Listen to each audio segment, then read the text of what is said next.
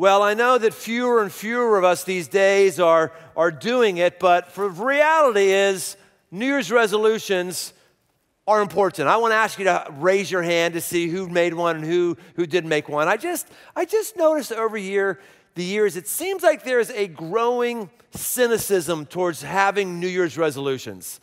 It seems like there's a growing discouragement over why do it, it's never going to work anyway. I ran across some tweets that maybe articulate the way some of us feel. Adrian Earhart says, my 2017 resolution is to work on my low self-esteem, but I don't think I can do it. Bucky Isotope says, already broke my New Year's resolution to not cry in a Taco Bell bathroom. That's a bad year right there. Siddharth Singh says, startup idea, a gym-named resolution that runs for the first month of the year, collects subscription fees, then converts to a bar named Regret. Yeah, let me just say, for those of us who are regular at the gym we go to, for those of you who made a new resolution, you've come, we're okay. We're okay with you creating traffic jams behind the machines. You really are. We're just not okay if you do your email sitting on the bench. Amen. Okay, one more. Jen Dahl says, New Year's resolution, try to worry less. Fill that time with, oh gosh, what am I supposed to fill the time with? This is already going terribly. Truth is, I love New Year's resolutions. I love them. I love when a New Year's resolution is made and kept. I love when a New Year's resolution is made and even not kept. Why? It's because the person who makes a resolution is a person who wants more from their life.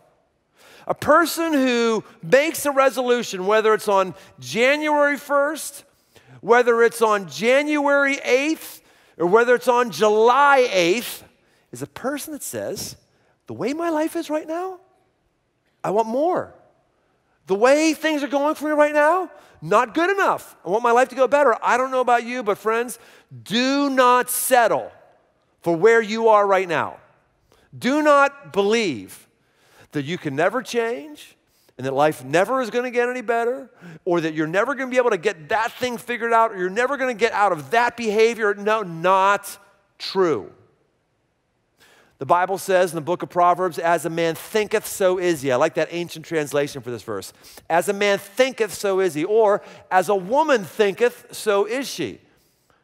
What's being said here? What's being said is your mind is the tip of the spear in your life.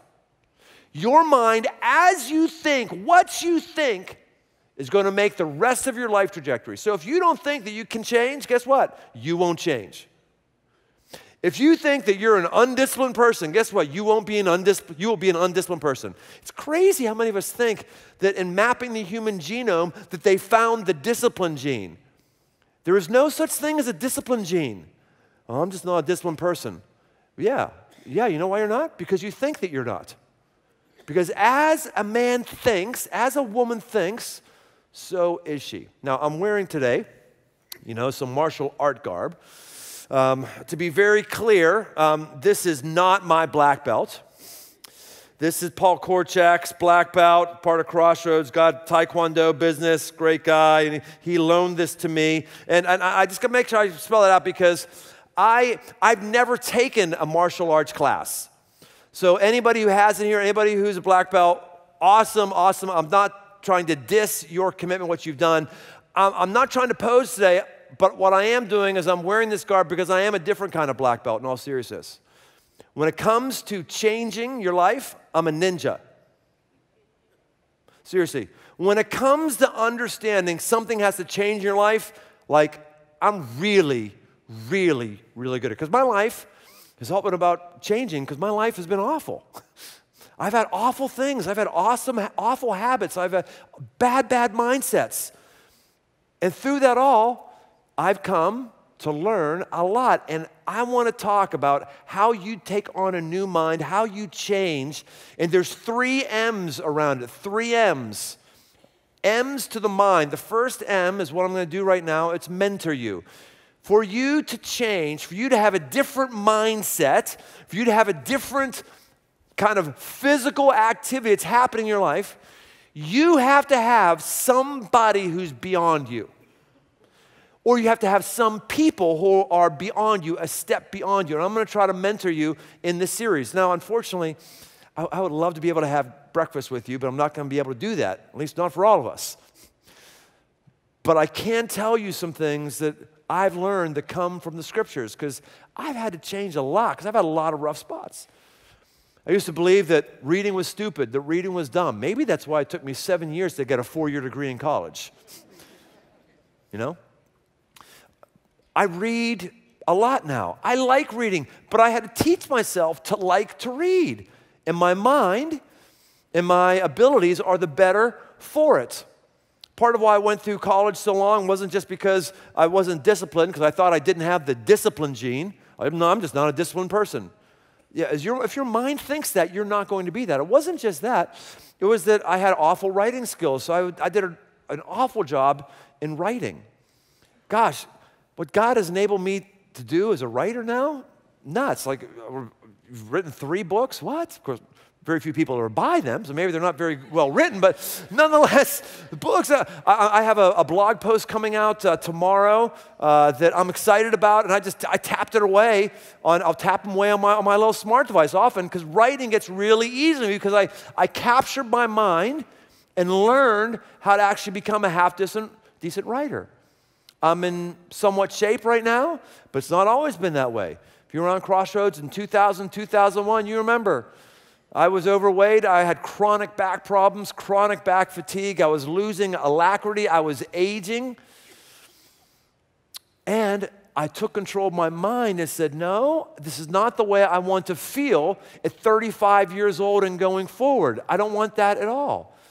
And I've had permanent habits that have come in my life that enable me to be just really, really healthy physically. Financially, I feel great about where we are financially. Great. And I can't believe I'm saying that, because we used to have so much credit card debt and payment bills and all that stuff that we had to move in my wife's dad as newlywed couple. And now for decades now, to have adequate savings in the bank to cover various things that come up, it's amazing, it's amazing. But it wasn't because, I hit the lottery. It's because Lib and I, we took our minds and we said, no, we don't want our mind to think this way. Let's control our mind, which is going to control the rest of our life. When it comes to spiritual things, Bible talks about fasting, going without food for a period of time so you can have more time to pray, more time to read. First time I tried that, I was in college. I got to 11 o'clock, and I had this throbbing headache. I think I had a headache. I've never had a headache, believe it or not. If I had one, that was the time. I just felt awful. It was like awful. And I cashed in at 11 o'clock, and the people I was supposed to be fasting with that day, they were really upset because I let them down. I was 3 hours in, and I couldn't do it. Our last corporate fast we had here at Crossroads, I'll go 5 days now without any food, and I feel great. I feel fine, because I learned how to fast for multiple days on end. You can do that if you take the right process. And that's what I want to share with us today out of how to grow. Because here's what I know, in terms of mentors, if you don't have someone you look to and say, that person is beyond me, then guess what? You're like everyone around you. That's where all of us are. We all perform to average, and specifically average of the people we spend time with. We're like everyone who we're with. If you're with people who are all in credit card debt and spend to zero, guess what you do? You spend to zero. If you're with people who are all Republicans, guess what you are? A Republican. If you're someone with people who are all Democrats, guess what you are? A Democrat.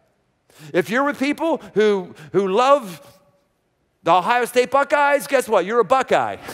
Because everyone else is. If you're a person who abuses alcohol, guess who you probably hang out with? People who abuse alcohol.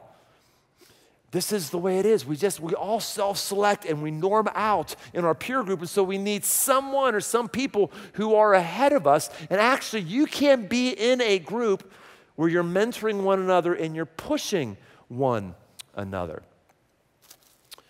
I posted this on my Instagram account the other day, and people were trying to guess what this was. Some of you got pretty close. Others of you didn't get close at all. So we're going to talk about what this is right now. Some of you may think that these are olives. They're actually not olives for the purpose of our experiment today. Some of you are already, your mouth is watering because you would like to eat that olive right now. I know. And you look at this and you think, well, what is that? Well, you might think, well, that's a ginger root. Well, for the purpose of today, that's not a ginger root. And you might look at this, oh, that's cauliflower, right? No, it's not. Oh. It's not cauliflower for the purposes of today. What this is a way for you to understand what you are like physiologically that will enable you, to change and to grow. These olives are actually eyeballs, and this is a brain stem.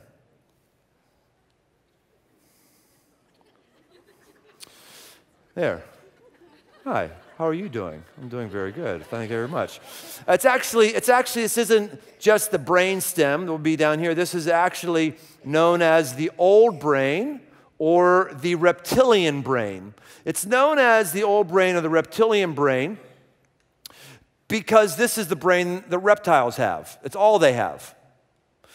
And it's evolutionists, if you're an evolutionist, would believe that this is the very first kind of brain that some kind of human being might have had. Then there is another kind of brain, and it is what's known as the mammalian brain or the new brain. The new brain. This is you. This is you right here. Hi, it's great to meet you. Thank you very much. It's so good to be with you this weekend. Yes, this is, and here's the important thing to understand. Right here is where your eyeballs come into this old brain. It's where your ears are, your sense of smell. This will and wants to rule your life.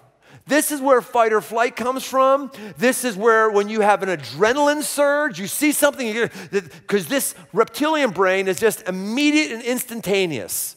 There's no choice behind it, you just do it. And we need this old brain, we need this reptilian brain. This is the stuff this will happen when we lean on something that's hot. Oh, our reptile brain kicks in and we immediately come back. This, if we see somebody getting beat up, our reptile brain constantly will push us into action and say, go and put yourself in the middle of that fight and protect somebody.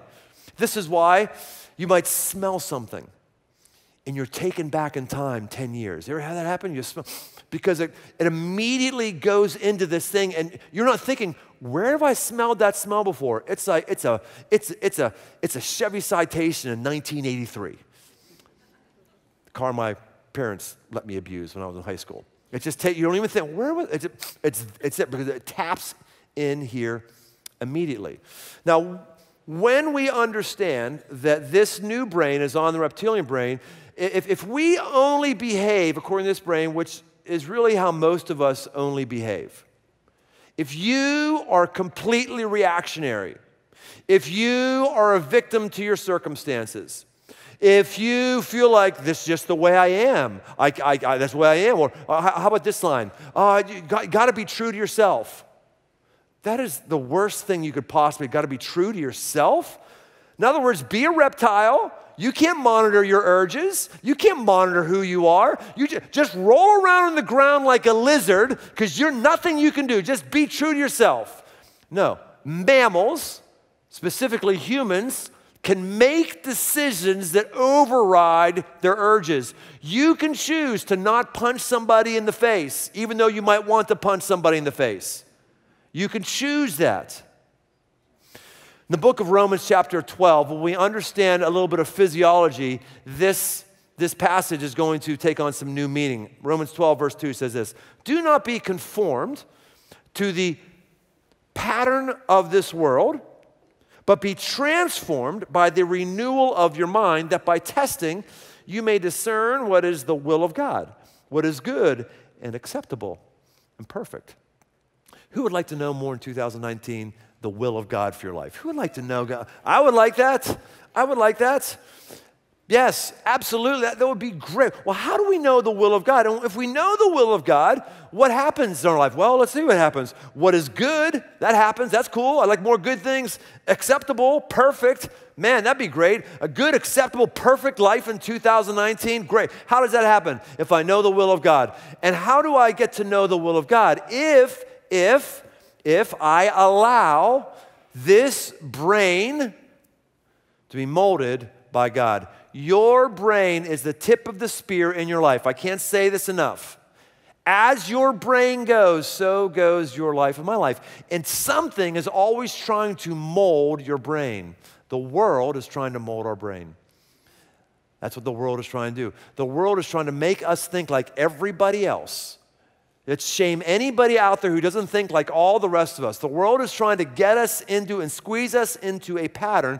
There's two words here for change. There's the word conform, and then there's the word transform. Conform and transform. Conform is the word whereby we get the word system. Conform is system. What is a system? A system is something you need to do, and you need to like conform to that system. And systems are good. Systems are fun. We have systems at Crossroads. If you got little kids, Kids Club's the best place for them. We got all kind of systems in Kids Club to help, and it's good. We want parents to conform because that's the best place for kids to develop spiritually and for all the rest of us to be able to pay attention. It's in Kids Club. And so there's sort of a system there that's a good conformity. But if all we're doing is conforming to systems, and specifically systems that may not be systems that are in the will of God, then we're not going to go the right direction. So God wants to transform us. Transforming is a different kind of word. It's the word where we get metamorphosis. It's when you can become somebody totally different. It's where you can behave entirely different. Not behave differently, like just behavior modification, but no, you can become a new and a different person. This is true. This is great. Now I'm telling you, most people don't think this can happen because most people are only thinking like a reptile. But I'm telling you, if you start to use and control your mind and take thoughts captive, which I'll talk about in a moment, that is the beginning of your life changing, of our lives changing. I still need my life to change more. I feel like I'm a ninja in this area. Why am I a ninja? Because I've got so much practice, because I still got a heck of a lot of things that need to be changed. It just doesn't end. And the system is always the same. It starts in the mind. That's always the starting point. And it always depends on somebody being ahead of me or some group that might be coming around me that's going to help me elevate beyond crawling on the ground like a lizard, because I don't want to be a lizard. I want to elevate beyond that. Mentors, when mentors come around us, they can really help us answer the why question. Someone in our small group or a classic mentor needs to be asking us the why question. This is the second M. First is mentor. The second one is motives. Motives. What are our motives? Why are we making the resolutions we're making? Why do we want to make the change that we're making? What is our motive? Many people say, well, I want to read more this year. I'm going to read more. Okay, why? Why? Is it just a pride thing? Because you want to be able to say that you're well-read? Is it because you want to have things to talk about? Is it because you want to develop your intellect? What is the reason? If it's only, well, I just think people should read more books, so I'm going to choose a goal, and I'm going to read a book a week. That's just what I'm going to do. That may work for you. For most of us, it doesn't work that way. Change doesn't happen that way because there has to be a deeper thing of why. Why more books? I want to work out. I want to work out. I want to drop 10 pounds. Okay, why? Why do you want to drop 10 pounds? To look better? Okay, why? Why? So someone will be attracted to me and get married? Okay, you're onto something now. Maybe Maybe if you're motivated, you want to get married, you want to have a great date, that might be it. That might be the start of, okay, which, by the way, is why many people in marriage gain a lot of weight the first couple of years married. A lot. We all know this, right? Because the motive is gone. Oh, now you're stuck with me. You got to have me. The motive. What is the motive?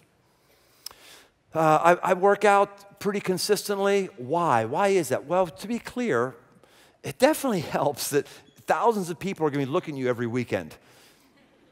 There's definitely at least a hint of narcissism that helps you to get to the gym regularly, but that's really not it. What really is it is I just want to be capable.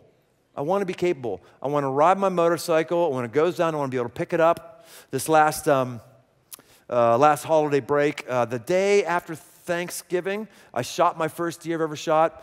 It was awesome shooting him, and he was great eating him. It was great. He was actually great eating. Whole family was eating him. He was great. So I got done with that one. I was like, I need to go get us another one. So then I had to shoot a doe. So I shot a doe, and this one I had to pull her out by myself out of the woods. And I got out of the woods, and the next couple days, my hip flexors, I was taking these baby steps because I was so sore from just pulling this doe out. I'm like, well, this sucks.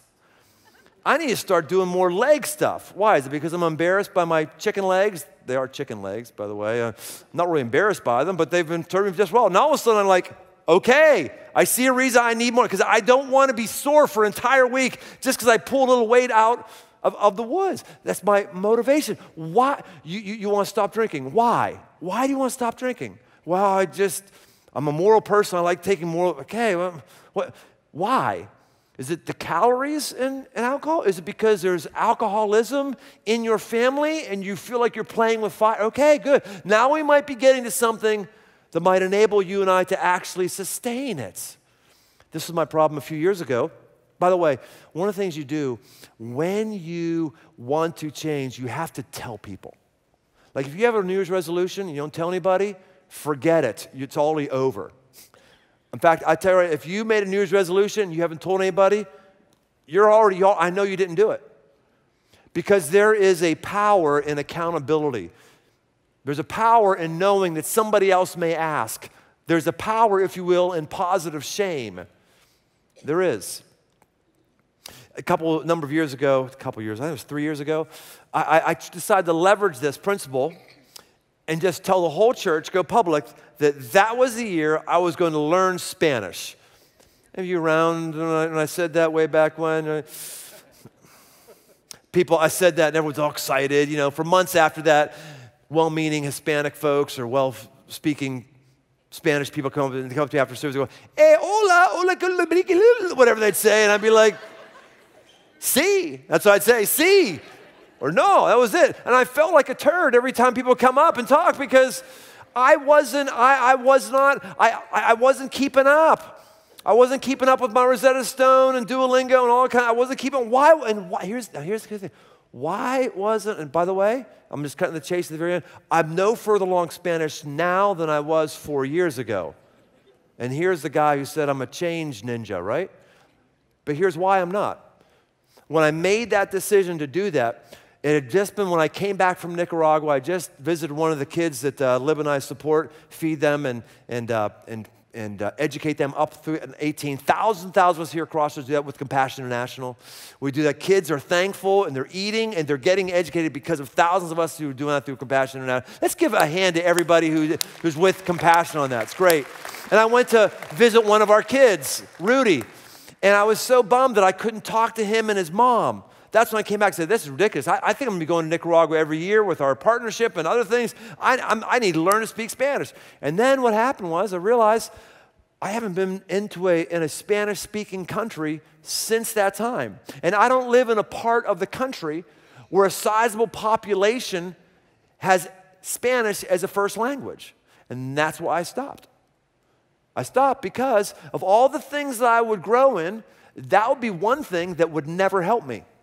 I know it sounds like really anathema. Someone's like, oh, but you made a commitment. Not every commitment is worth keeping. It's not. Not every commitment is worth keeping. Simply because I committed to do my time of learning was much more better invested in other things that I would use on a daily basis like prayer than learning a language that this last week, month, year, I would have never, ever used. So that was my problem. I had the wrong motivation, or at least I was misled in terms of how often I would be in a country. Now, I'm going back over to Nicaragua in several months, so I'm going to be like crash coursing, trying to regain what I have. But all I'm saying is this. You and I, we have to know why it is that we want to do, what in our mind is here. Well, I just should, I should do that. Why should you do that? I had a high school coach who said, you know, there's three kind of people in the world. The wouldas, the couldas, and the shouldas. And the shouldas are the bullshitters, he said. There's no depth to them. There's no character. Hey, let's all make a commitment in 2019 not to should on ourselves. Let's not should on ourselves. We've got to have a deeper thought process than that. Maybe I should because God wants me to, because that is the absolute will of God. Lib and I, one of our resolutions is to have a date night every Thursday night. I'm saying in public right now, every Thursday night. Ask me anytime. Do it Thursday? I might not have hit one Thursday, but I'll tell you why. Why is that? We used to do it all the time. We got away from it because it was sort of a hygiene. You just should do it, and we kind of got away from it. But the last year of marriage has been one of the most difficult years of marriage we've ever had. And so the why is like, we've got to get and stay out of this funk. I love my wife. I think I have a picture of her. We just took it over Christmas time. It was great. We are on the right path right now. But I tell you what, 2018 was a ball buster for us. Utter difficulty. We don't want another 2018. Don't want that. So what date nights are there to build a sense of connection, community, that's going forward. Why is it that you want your mind, you have to control your mind and know in your mind why you want that to happen. To be clear, it is you. Who's doing this? Evolutionists, pure atheistic evolutionists might say, well, the brain's doing that. The brain's generating this, and the brain's having no. My brain, I'm doing this. I told my brain to send those. I am doing this. I'm controlling my brain. Who's doing that? How is this that? Well, your brain is sending a. I'm like, yeah, but before the brain, I told my brain to do this. I'm in control of my thoughts. Someone says, well, you made me do. You can't make me do anything. I control myself. You don't control me. Well, you made me lash out in anger. No, you never make me lash out. I may get angry, but you don't make me angry. I had a momentary lapse of my reptile self. I didn't take control of that thought. Specifically, I didn't take captive that thought. This is what the book of 1 Corinthians chapter 10 says.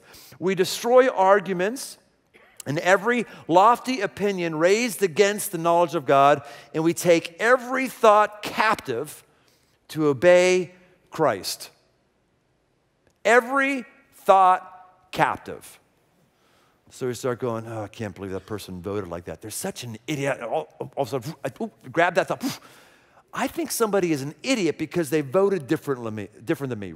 Grab it. Someone's not an idiot because they voted differently than me. People who have much higher IQs than I do voted differently than me. They're not an idiot. They're seeing something different than I don't see. They're not. I take that thought captive. Or like, oh gosh, I hate that person. I can't. Capture that thought. Capture that thought. Of course, few of us would say that. We think it all the time. We rarely say it. Grab that thought. Ephesians chapter 2 says that our battle is not against flesh and blood, but against every power and principality in the heavenly realms that sets itself against God. So if it bleeds and it breathes, it's not my enemy. My struggle isn't against flesh and blood. There's a different thing. There's a world. There's a spiritual forces that are out here that are trying to capture my mind. They're trying, and for many of us, they've just about captured all of it. And we may be very intelligent people. Knowing the will of God is not about intelligence necessarily. Having a life of power is about more than IQ, though. And we take captive of these thoughts, and we say, okay, what do I want to do with that thought? What do I want? Should I kick in reptile man on that thought? Sometimes, yes, you should. Yes, you should. Go, go, go, go. But we take captive because there are forces and opinions out here. They're trying to capture our brain and to immobilize our life. Ran across this in Psychology Today. It says this: given that there have been 10 million years of evolution developing our neocortex, our neomammalian brain, why does it seem to fail so often in normal individuals? Why do we so often hear about politicians and celebrities acting on their primitive drives and urges and committing horrendous acts? The answer is one that any small child can give you. We all can make a choice. A choice as to whether we are going to give in to the primitive urges and desires of our reptilian brain or instead use the neocortex to control them. This article is only partly true. It's not just allow our neocortex to control the reptile brain. It's also controlling our neocortex because something is controlling our neocortex. And it's either God or it's his enemy. And we choose which of those it will be. Third M and final M I'll look at, and while we do this one, we're going to have people coming down the aisles, and they're going to give all of us one of these that we're going to use in an exercise in just a moment. But I'll keep talking as they pass these out. The third M is momentum. Momentum. We need mentors. We need to really know what our motives is. Not motivation like rah, rah, rah, rah, rah, I'm happy, happy, happy. No, know the deep motive for why we want the change in our life. And then we need to build momentum. If you've ever bench pressed before, what is easier? To start bench pressing with the weight here or to start with the weight here? Which is easier? Up, right, exactly right. Why is that? Because you would think, well, it shouldn't be because it's less distance here than it is that distance. What's the reason? It's all about momentum. You have momentum working with you. You can take a 2x4 and put it inside of an old-fashioned steam locomotive engine, put a 2x4 in front of it, and then start the engine up, and it will not be able to get over or push through that 2x4. But you get that same steam locomotive engine worked up and going, and it'll go through a concrete wall. What's the difference? Momentum. Momentum. Part of why we get so frustrated is with our resolutions or commitments is we don't solve many of them or finish many of them because we didn't have momentum. You can't say, okay, the first week of January, I'm going to lose 5 pounds. Don't say that. Okay, I'm gonna go work out 5 days a week starting now. You don't. Do like January 1, I'm gonna do a half mile the first week of January, walking. Great. If you haven't walked a half mile, you did a half mile more than you did the week before. Then you start building on that. Okay, I'm gonna do 2 miles walking twice a week. Okay, I'm gonna now start pushing up. And what do you know? You start to listen to your mind because as you set these goals in your mind, you now start to obey yourself. You realize, hey, I'm controlling my mind. I said 2 weeks in a row now that I was going to walk a half mile, and I did. I bet I could do 5 push-ups today. And you do that, and then you build momentum. Build the ability to grow. This is how God works with spiritual growth. God doesn't come in and poof, all of a sudden everything is perfect for us. What God does is he goes through an organic process of growing our prayer life, of growing our awareness of the Bible. Why do I read the Bible? What's the why? Go back to what is the drive? I read the Bible not because a good pastor should.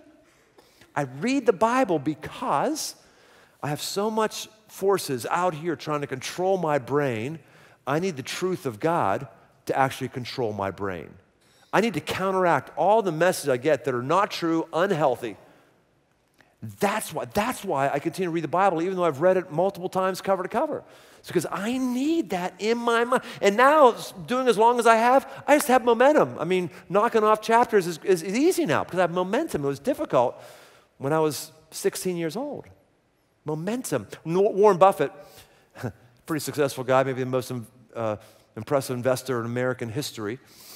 His company that he's a CEO of, Berkshire Hathaway, a share of stock is going for $300,000 a share. Yeah, I won't be buying a share of that stock anytime soon. He says this, he says, read 500 pages like this every day. That's how knowledge works. It builds up like compound interest. All of you can do it, but I guarantee not many of you will do it. You're right, Warren Buffett, I will not read 500 pages a day. I will not. How is he reading 500 pages a day? He built momentum up in doing it, and he knows the why for it. Now, I don't read 500 pages a day. I don't read 500 pages a week. I read 500 pages a month if we also count in Audible books I listen to. But momentum is important. He didn't just start that way. He started the momentum process. Friends, you and I can be different people. You can. God has created you to grow. He's created you to be not a mammal, not a reptile. He's created you to be a person created in the image of God with capacities that you haven't even tapped into. You have the ability to change things about you that no one else can change, but you can under the guidance and power of God. This is amazing truth. And I want to give you and I the opportunity to mentor ourselves right now. I want you to mentor yourself a letter in the closing moments of our time that we're going to send to you. Make sure you put your address on here. If you fill this out and you address it, when you leave a Crossroads site today or take a look at the directions on the bottom of the screen, we will pay for the stamp and we will send it to you. Maybe you want to encourage yourself right now, like, hey, hang in there on that goal, keep going. Maybe you want to write to yourself, hey, remember that I heard in church today that and that needs to be the right word for you. Maybe it's just a reminder, like tell your wife that you love her and are thankful for her. I promise you I'll need to hear that a few weeks or a few months from now. Maybe you want to write to yourself something you heard today that you need to be reminded of. Maybe, I don't know what it is.